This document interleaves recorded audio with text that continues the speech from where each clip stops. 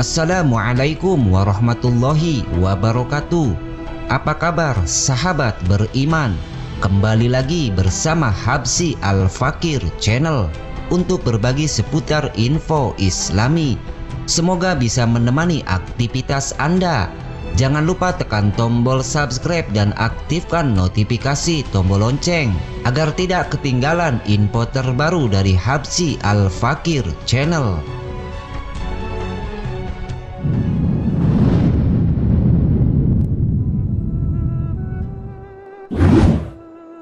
Kisah sahabat Nabi yang mati syahid dan dimandikan malaikat.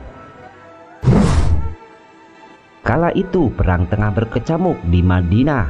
Pasukan muslimin menjaga pos-pos tertentu di Madinah dan bersiap apabila pasukan Abu Sufyan mendekat dan bisa menyerang kapan saja. Hanzalah bin Abu Amir, anak pemimpin suku Aus yang terbilang kaya di Yastrib pada masa menjelang hijrahnya Nabi Muhammad ke sana. Hanzalah bin Abu Amir yang telah masuk Islam mengetahui bahwa esok paginya akan menghadapi pasukan musuh dalam perang Uhud. Malam harinya melakukan prosesi pernikahan. Sebuah keputusan yang terlampau tenang untuk meminang seorang Jamilah binti Abdullah bin Ubay bin Salul, anak sahabat bapaknya.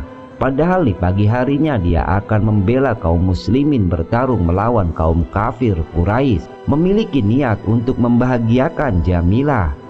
Hanzalah bin Amir meminta izin kepada Rasulullah Shallallahu Alaihi Wasallam untuk bermalam bersama istri yang baru ia nikahi.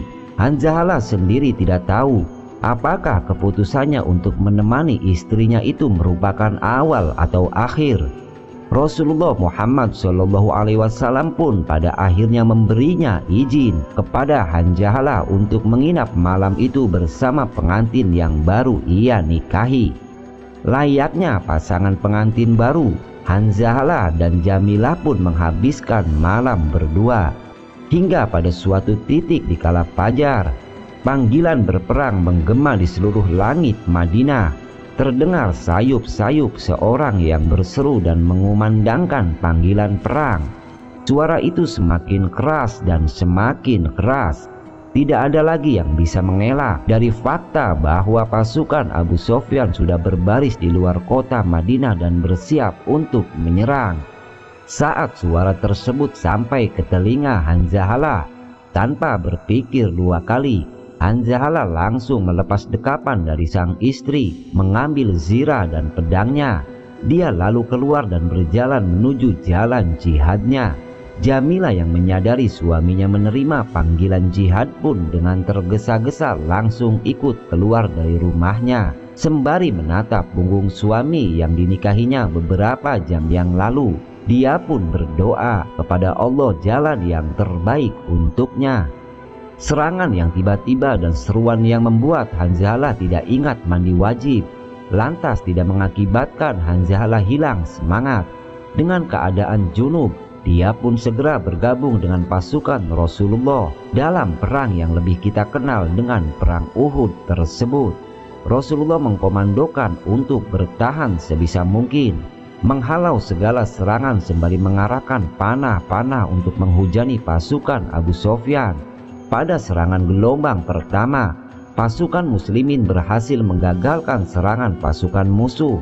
Namun sayangnya, para pasukan pemanah tidak menghiraukan amanah Rasulullah untuk tetap berada di pos masing-masing.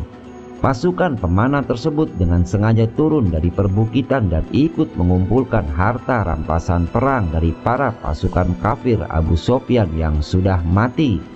Hal ini mengakibatkan turunnya penjagaan dan berkurangnya pengawasan beberapa sektor. Hingga pada akhirnya kaum muslimin tidak menyadari serangan lanjutan yang datang dari arah belakang. Tidak butuh waktu lama hingga pada akhirnya pasukan muslimin terpojok. Serangan tak terduga itu tidak bisa diantisipasi hingga pada akhirnya mengakibatkan banyaknya korban yang berjatuhan dari kubu kaum muslimin. Meskipun begitu, kaum muslimin yang tersisa bertahan sekuat tenaga, mencoba sebisa mungkin melindungi Rasulullah Shallallahu Alaihi Wasallam. Bahkan dalam pertahanan tersebut, sosok wanita seperti Nujaibah binti Ka'ab juga ikut ambil bagian dalam melindungi Rasulullah. Di sisi lain, Hanzalah bin Amir mengamuk sejadi-jadinya. Dia menembas dan menumpas banyak sekali kaum kafir Quraisy. Para sahabatnya yang gugur seakan memberi semangat untuknya agar bisa menghabisi Abu Sofyan dan pasukannya. Di sela kecamuk medan peperangan itulah pandangan mata Hanzalah bin Amir bertemu dengan mata Abu Sofyan. Tidak selang beberapa lama, hingga pada akhirnya mereka terlibat duel 1 lawan 1. Abu Sofyan yang kala itu menunggangi kudanya segera mungkin maju menerjang. Namun Hanzalah dengan lihai berlari dan menebas kaki kuda Abu Sofyan dengan pedangnya, membuat Abu Sofyan jatuh dan tersungkur ke tanah. Melihat kesempatan tersebut, Hanzalah pun segera mendekati Abu Sofyan yang tidak berkutik dan bersiap mengibaskan pedangnya. Abu Sofyan menyadarinya. Dia tahu bahwa kini dia sudah tidak bisa berkutik saat kilauan pedang berdarah milik Hanzalah sudah siap merobek lehernya. Tidak ada yang dilakukan Abu Sofyan selain minta tolong. Beruntung untuk Abu Sofyan kala itu, pasalnya salah satu pasukannya, Shaddad bin Al-Aswad, mendengar teriakan komandannya dan dengan segera mendekat. Hanzalah mematung karena yang ia tahu saat itu hanyalah rasa sakit yang terasa dari tengkuknya. Dia berhasil dilukai oleh Shaddad bin Al-Aswad. Hanzalah tersungkur ke tanah.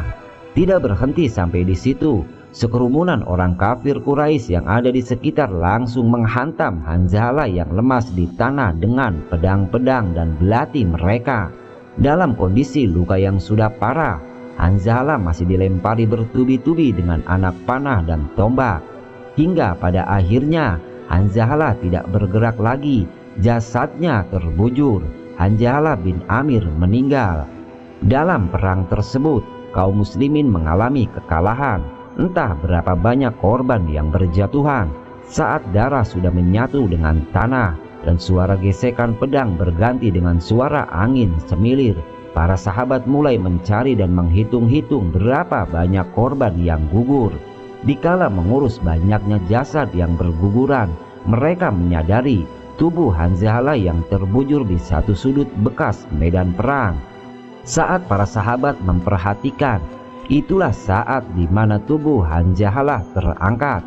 Kemudian muncullah air yang menetes dan mengguyur ke seluruh jasad Hanzalah. Tubuh tersebut terbolak-balik seakan ada yang memandikannya.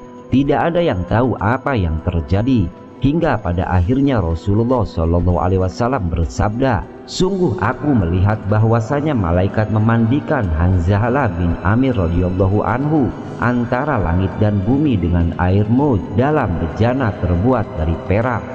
Kemudian beliau mengutus salah seorang sahabat untuk mengabarkan hal itu kepada istri Hanzalah dan menanyakan apa yang dikerjakan suaminya sebelum pergi ke medan perang. Ketika mendengar panggilan perang, Hanzalah dalam keadaan junub dan belum sempat mandi, kata Jamilah. Beruntunglah Hanzalah, syuhada yang telah dimandikan oleh para malaikat. Dia memperoleh kedudukan yang tinggi di haribaan Allah Subhanahu wa Ta'ala. Itulah sebaik-baik tempat yang tidak semua orang mampu meraihnya. Nabi bersabda, Allah Subhanahu wa Ta'ala berfirman, "Tiada balasan bagi hambaku yang berserah diri saat aku mengambil sesuatu yang dikasihinya di dunia, melainkan surga." Mungkin ini yang dapat kami sajikan dalam kesempatan kali ini. Semoga bermanfaat dan bisa diambil hikmahnya. Wassalamualaikum warahmatullahi wabarakatuh.